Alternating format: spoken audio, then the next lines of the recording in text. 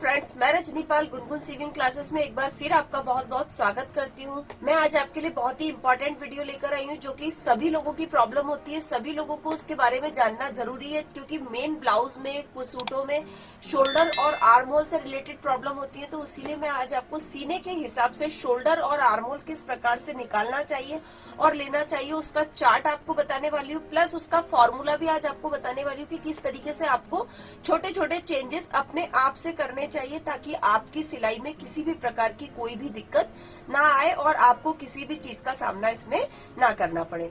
और मैं आपको एक इम्पॉर्टेंट चीज और बताना चाहती हूँ, जो महिलाएं, जो बहनें, जो हमारे चैनल से जुड़े हुए लोग हैं, जिन्हें बार बार हमें वो मैसेज करते हैं कि उन्हें सिलाई सीखनी है, उनके कॉल आते हैं कि उनको सिलाई सीखनी है, सिलाई के तरीके सीखने हैं। तो देखिए, अभी गर्मी की छुट्टियां चालू होने वाली है, तो 10 अप्रैल से आपकी जो समर क्लासेस है वो स्टार्ट होने वाली है। अगर आपने अभी तक चैनल को सब्सक्राइब नहीं किया है तो प्लीज चैनल को सब्सक्राइब कर लीजिए। और जो समर क्लासेस है वो बिल्कुल फ्री है, उसमें आपका कोई भी चार्ज नहीं लगेगा। बस आपको चैनल को सब्सक्राइब करना पड़ेगा, जिससे आप इस सारी वीडियो को देख सकेंगे और सारी वीडियो को अच्छे से समझ सकेंगे, जिसमें हम आपको बेसिक से लेके एडवांस तक की चीजें सिखाने की कोशिश करेंगे और स्टेप बाय स्टेप आपको चीजों को बताएंगे।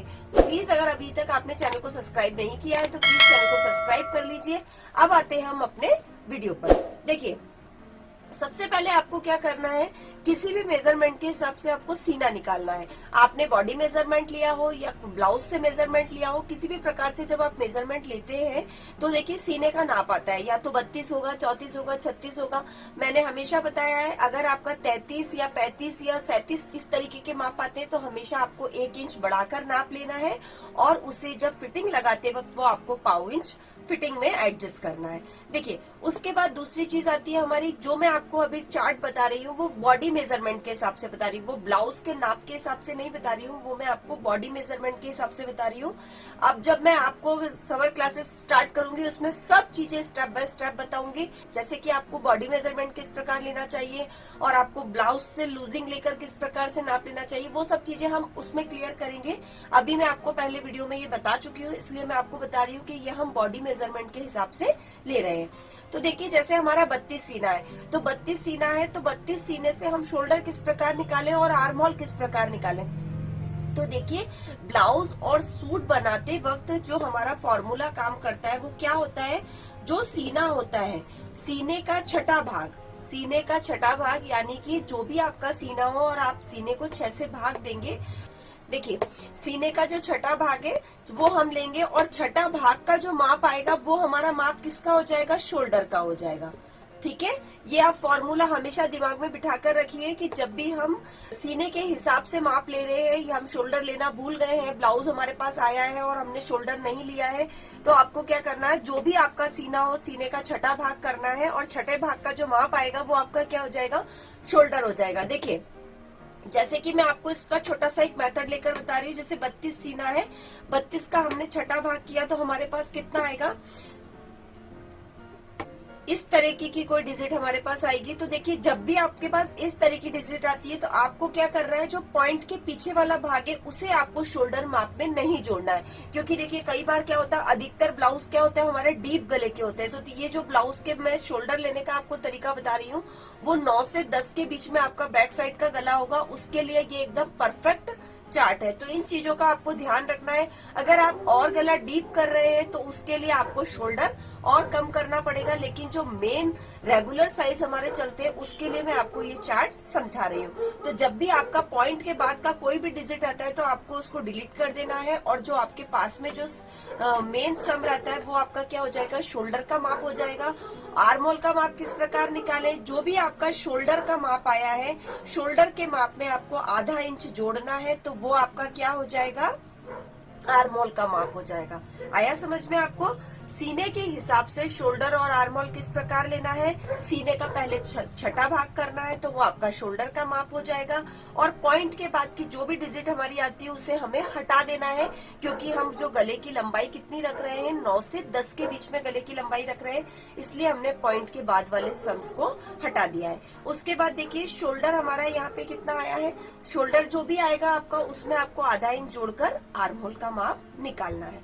तो इस प्रकार से आपको इसके नाप बनाने हैं। तो देखिए यहाँ पे हमारा 34 सीना है, 34 का हमारा जो नाप आता है वो कितना आएगा, 5.5 इंच आएगा। उसके बाद हमारा आर्मोल कितना आएगा, 6 इंच का आएगा। उसके बाद 36 इंच का भाग आता है। देखिए 36 का छठा भाग करेंगे तो हमारे पास कितना आएगा, 6 इंच आएगा। लेकिन 6 में हमें क्या करना है, आधा इंच माइनस करना है, क्योंकि हम गला कितना बना रहे हैं, थोड़ा डीप बना रहे हैं। तो हमने यहाँ पे शोल्डर कितना लिया है, 5.5 इंच लिया है, और आर्मोल कितना लिया है, 6 इंच लिया है। 38 सीने का जब आप ब्लाउज बना रहे हैं और उसके अंदर भी 9 से 10 का गला रख रहे हैं, तो 5.8 अगर आप उसका शोल्डर रखेंगे तो आपका शोल्डर जो है बिल्कुल परफेक्ट बैठेगा। उसके बाद में हमने आधा इंच यहाँ पर बढ़ाया, तो हमारा जो आर्मोल आएगा वो कितना आएगा, 6.2 आएगा। 40 साइज के लिए अगर हम लेते हैं, देखिए ये जो शोल्डर है, अगर आप गला डीप रख रहे हैं तो 5.5 शोल्डर भी यहाँ का बिल्कुल बराबर आएगा। बस आपको आर्म होल इसके हिसाब से चेंज करना पड़ेगा, ठीक है। जब भी आप ब्लाउज बनाते हैं इसी तरीके से आपको इसका शोल्डर और आर्म होल निकालना है। और निकालते वक्त बस आपको ये ध्यान रखना है कि आपको गले की लंबाई आप कितना रख रहे हैं। गले की लंबाई अगर आप 9 से 10 के बीच में रखते हैं तो ये चार्ट परफेक्ट है।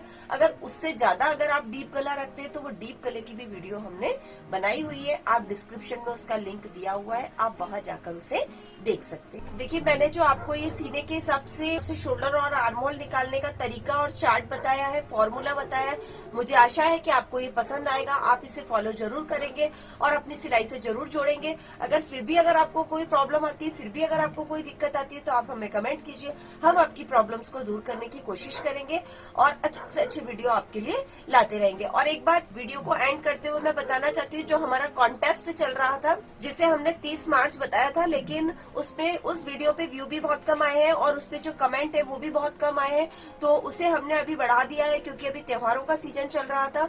तो प्लीज आप उसे थोड़ा सा अच्छे से देखिए वीडियो को, और जो भी आपको लगता है आप उसे कमेंट बॉक्स में कीजिए। हमने उसकी डेट 5 अप्रैल तक बढ़ाई है, 5 अप्रैल पर वो लकी ड्रॉ खोला जाएगा। आज के वीडियो में इतना ही, मिलते हैं नेक्स्ट वीडियो में। Thank you.